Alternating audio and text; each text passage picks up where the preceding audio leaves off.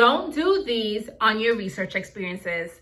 Hi everyone, and welcome back to my channel. If you are new here, I am a dermatology resident and I give advice for anyone who is currently thinking about or currently training in medicine. I give advice about the journey based on my own life experiences. If this sounds like something you're interested in, make sure to press that subscribe button now. All right, so let's talk about what you shouldn't be doing on your research experiences. As you guys know, I'm a dermatology resident, so to match into dermatology, I had to be involved in several research experiences. In my undergrad years, I also was involved in research, but really not that much. And currently, as a derm resident, I am involved in multiple research projects, and I have multiple medical students on these projects with me. So I felt like this would be a great time for me to share with you all what I really realize some medical students are doing, and I really want you guys to get the best experience possible. So let's talk about what you shouldn't be doing on these research experiences. So number one, don't join research projects that you're not interested in. And you know, it's easier said than done because for a lot of specialties, competitive specialties such as dermatology, they do want you to have a lot of research experiences. So sometimes you might end up having to take a project because it's really the only project that works into your schedule that you may not be that interested in. Or you might end up doing a project that you thought you'd be interested in and you're not, and you just still have to go with it. However, in general, I would recommend to do projects that you're interested in, because not only will you enjoy what you're actually doing, but when it'll show on your application, as for example, you're someone who's really interested in working with the community, and your projects are all within the community, it helps to make a cohesive story about you and what your interests are. Additionally, when you're talking about these projects on the interview, it's really going to show what projects really got you excited about doing and the projects that you really weren't interested in. And you never want to come off with all of the projects that you're doing you actually weren't interested in, and it seemed like you were really just doing it as a checkbox. So join research projects that you're interested in. It will help not only with the experience of doing the research itself, but also with your application and your interview process. My next tip, and this is really, really important, guys. Do not commit to a project where you cannot meet the expectations. If the project has a lot of time requirements that you just can't give to, you have to let the person who's leading the project know that. Do not commit to something and then decide, you know what, I can't do it. It's better to be upfront about what you can and can't do so you can give expectations to the person who you're working on the project with, rather than making all these lavish plans with them and then actually not being able to commit to that. That is going to look really bad for you.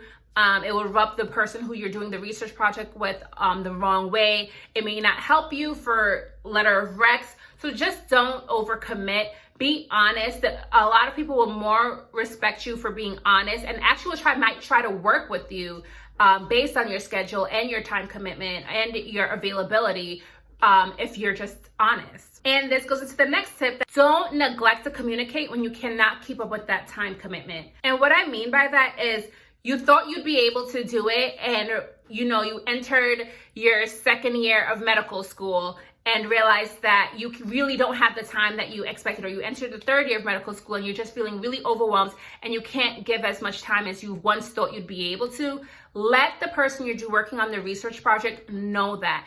Tell them what's going on, because they would try to assist you, give you more time.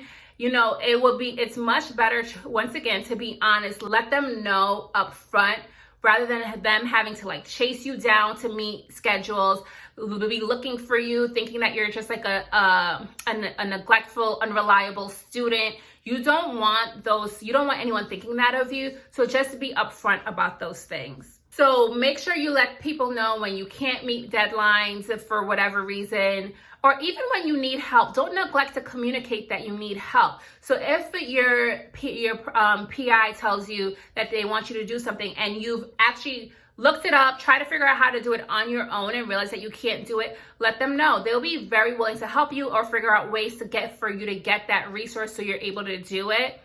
I don't think a lot of the time people are trying to be disingenuous or unreliable. I think a lot of times pre-med students and med students are actually scared to say when they can't meet a deadline, when they need help, when they can't take on a task, but they just don't want to say no.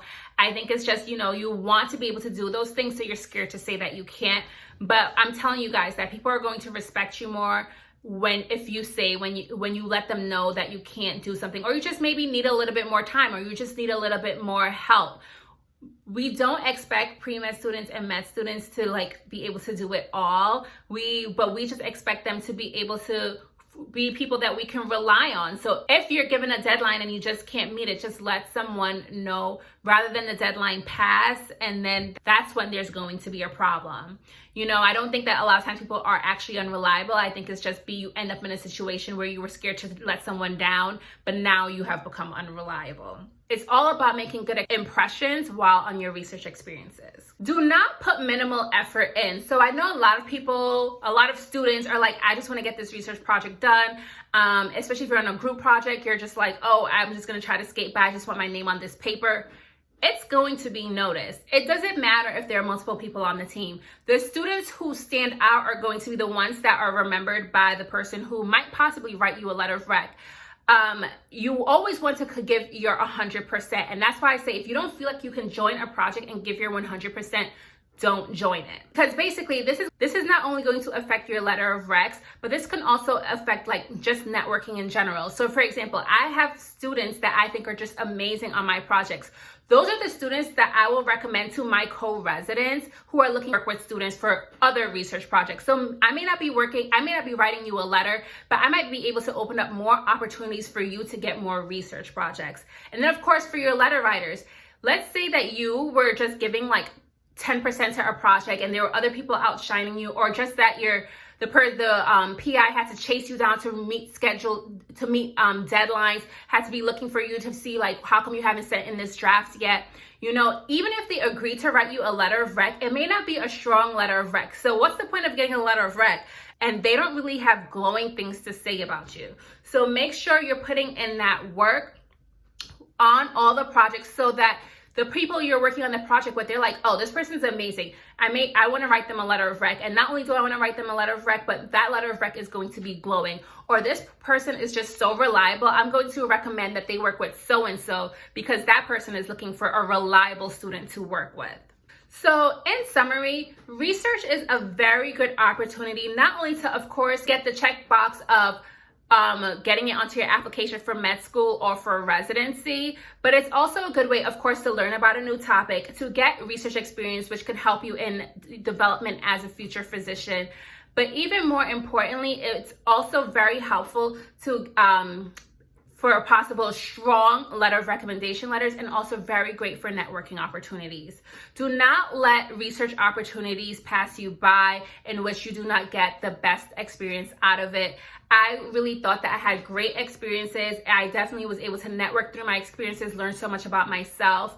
But this is just a reminder that people will notice if you are not a reliable student, if you are just trying to, get the easy way out, or just do the bare minimum work to get your name on a paper. So really just put that effort in. I really think it'll benefit you in the long run.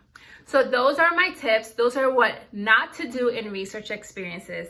If you have any questions, let me know. If this was helpful in any way, of course, make sure to press that like button. If you have any other tips for people when it comes to research experiences, let us know in the comments. I love chatting with y'all. Make sure you're subscribed to my channel so you know when I'm dropping these new gems every week. You guys have a good one. It was nice chatting. Bye.